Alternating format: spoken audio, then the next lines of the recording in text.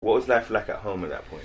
At that point, life was pretty grim because my dad had got into another relationship, and I did not get on very well with that woman who he had, got into that relationship with, and it was that kind of that pivotal moment where I said, like, I'm out, I can't do this. For what I'm paraphrasing, my dad actually said to me, he said, "What do you want to do?" You know, and I said, "I want to go and live with Gran. I can't do this anymore." So I went to live with my maternal grandmother in Kennington, in the Elephant Castle, just around the corner from the Imperial War Museum, funnily enough. And that was the most dramatic change, positively and negatively, that ever happened in my life. Right. Next to having kids. That's how profound that experience was. And why? Well, okay. So let me describe. As I said in the beginning. So you're a kid and you've gone from, car in the garage, 2 holidays a year, you're with all your peers, you're with your friends, people that you've grown up with, and then the world that you've known has now taken a flip side. It's what happened was, it was like being in a negative, because, and not in a negative in a bad way, but like a photographic negative, because now I was the only white kid in a school full of predominantly black and Asian children. Do you know what I mean? There was only like 2 white, if you remember, there was like only 2 real white children. There was me and Tony in my class. Eduardo was Spanish, so not quite full on white, but definitely, you could definitely put him in a classification of, so 2 white boys, whereas I went from a class of all white and 2 Asian kids. So that was just like one hell of a, and the that paradigm of going from what would have been economically comfortable to now socioeconomically deprived. Blew my mind. Completely blew my mind, because I was used to being able to just get this and get that, and now I was with my maternal grandmother, and God love her, she did the damnedest to make sure that I was okay. But I knew that later on in life, I knew that there were struggles in order to kind of support me.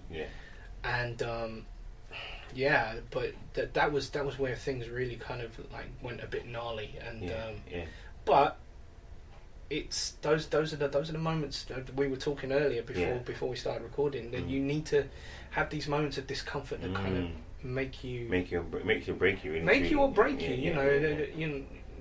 You definitely change who you are and how you interact with people, because I had to learn quick that there were words that you could not say in Kennington. There were words you could not say. I used to I'm not proud of this, not by any stretch of the imagination, okay? And you know me now as you know me today, right? Okay. But when I was a kid, up until the age of 10, I was dropping N-bombs left, right, and centre, because I had no idea of what racism was, or what about being sensitive to other cultures and all the rest of it. No, the P-bomb got dropped, the N-bomb got dropped. It was just like, it was rough times. If you'd be like, how the hell did you get away? How come no one punched you in the face for that? I remember I dropped an N-bomb once in Lillian Baines, and I was a pariah. I was like outcast. I might as well put a white hood on my head. I was just like, what did he say? So for those of you who are listening, right, and you're up to date so far. So Max came to our school, and because this is one of the reasons why I wanted to do this interview. Because a lot of my interviews are, or so far anyway, they've been from a black experience. So, it's the unconscious bias thing, where you go along, you're with your people, you do what you do, and you leave school and you do what you do, you keep going, whatever. But we never get to hear the other side of that. Do you know what I'm saying? So this is why I wanted to do this interview, because I feel that's like it rolls in the flavour of what the podcast is for. Right. In terms of, you know, information for people that get to hear what other people are doing and how they've gone through their journey. Yeah. So for you, I know for a fact when I obviously got older and I thought about I wasn't nice to you always. I was probably the nicest, but I wasn't always, because I was like, I don't know, because I was always with you, but then at the other side I was a bit like, I don't know if I can trust him. Yeah. Do you know what I'm saying? Yeah, but you were rolling with a set of people that didn't like me, period. Yeah. Do you know what I'm saying? Yeah. So it's like you had to take that position. It's like, do I give this kid a chance and potentially ostracize myself from this set of peers who I've grown up with? And that's a security. That's where you got containment. Yeah? Some very big psychological terms coming up here. As you can tell, I wasn't always at Lillian Baylis. But yeah, that's where you got your containment from. You know, so it's like, do I take a chance on this guy who's already dropped an N-bomb and like is literally his first week in school? Do you know what I mean? You know, and yeah, you're right. You weren't, because it was hard for us as well culturally. Yeah, because we never met anybody like you. We've met the white guys that were in our school. They were already from South, or they're from, you know, they from grew London. up on estates. Yeah, they would, you know what I mean. So do you know what I mean? It was. So when we were meeting you, we were a bit like, you were like everything that our parents have told us that what white people were like. What people were like. Do you know what I'm saying? So we were like, wow, this is one of them. This is one of them. He found a way in. Yeah. And we always felt like, obviously it's changed now, but at the time we felt like I felt like you were just taking the piss. You know, it's a sense of just taking the piss, because it was like, you know, it's the unconscious bias thing of you only know what you know. Yeah. So you can only do what you know, right? But we didn't understand that. First of all, we didn't understand that socialistic thing of actually we could help you to be better. Yeah. And you know, we didn't care about your background. We just wanted to know. We wanted to know whether you were going to be cool or not cool. Do you have Sky TV? That was the predominant question I was asked. Have you got Sky TV? Yeah. What trainers do you wear? And that was the mark of where you were. Of where you were socially. Simple those days, isn't it? Absolutely. Do you know what I mean? Everybody got bloody Sky now, innit? Yeah, do you know what I mean? You know, it's like, and when I rolled up in school and it weren't the coolest pair of trainers, oh my god, I got destroyed. So yeah, I mean, this is why this interview is so important. Anyway, let's take it back just before Lillian Baylis. Right. Yep. You were at school before that. I was. What school was that? I was at Cleeve Park. Where was that? That's in Sidcup. Right. So you were. So I was only there probably no more than 90 days, I would say. And this is on the journey towards Kennington. Yeah, absolutely. So I was at Cleeve Park School.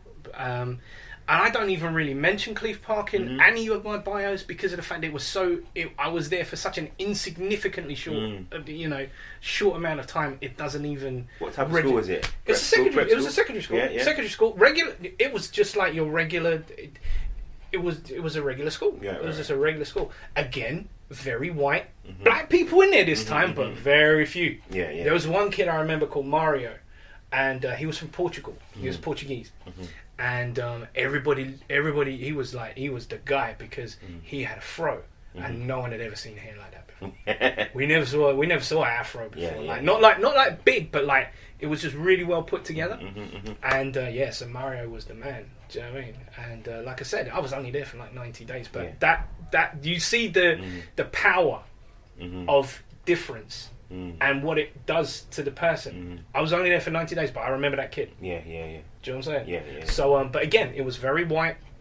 Had white and Asian. And there was a maybe a pixie dusting of black kids. Yeah. Do you know what I mean? Yeah. And that was it. Yeah. And then after that was when I moved over to Lillian Baylis after.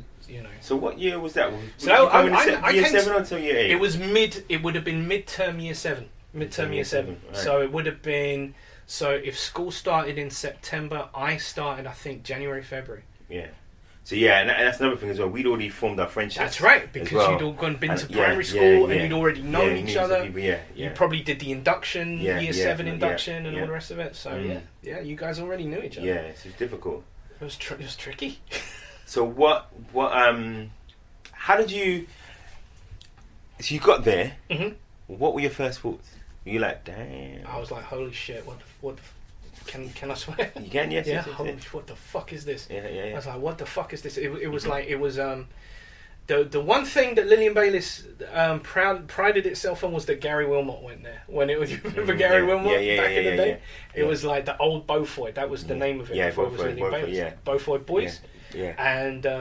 And Gary Wilmot was a former student there. Gary that was Wilmot. it. That Gary was Wilmot. Gary Oh, Wilmot, yeah. ladies and Oh, gentlemen. my gosh. You know what I mean? Hold Yeah, tight, taking it Gary. back. Yeah, exactly. Big, the big 80s star that he was.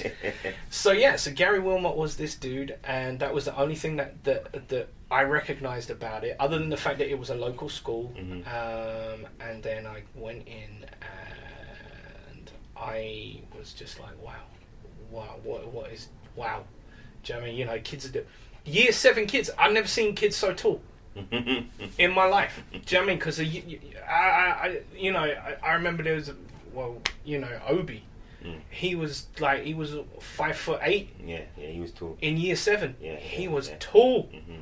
And I remember looking. I was like, "It's the land of giants." Mm-hmm. Do you know what I mean? I'm a little guy, and this is the land of giants. You know, and I think really my goose was cooked on first day registration when my name got called and I answered, "Yes, Mom." Because that's how we did it. That was how we did it. Yes, Mom. Yes, sir. Do you know what I mean? You know, and when I said yes, Mom, Oh, no. and I was just like, oh, jeez. You just want you want the ground to swallow you up. Yeah, you know what I mean? yeah. So that was when I was like, okay, all right. I'm learning on my feet here. Yeah. So that was, and also as well as when literally in pastoral class, that was when I dropped an N-bomb in front of Miss McDermott, and I was just like, oh no. Yeah. Was she a tutor? Miss McDermott, she was my Year 7 tutor. And I got put on report for that. First day, got put on report. Wow. Dropping N-bombs, like, you know. Wow. What would you remember the sentence? Do you remember how you said it? Or I think she cussed me out. She cussed me. The girl who I don't want to kind of name her, but but she cussed me. You can tell me after. And I'll tell you when you drop it.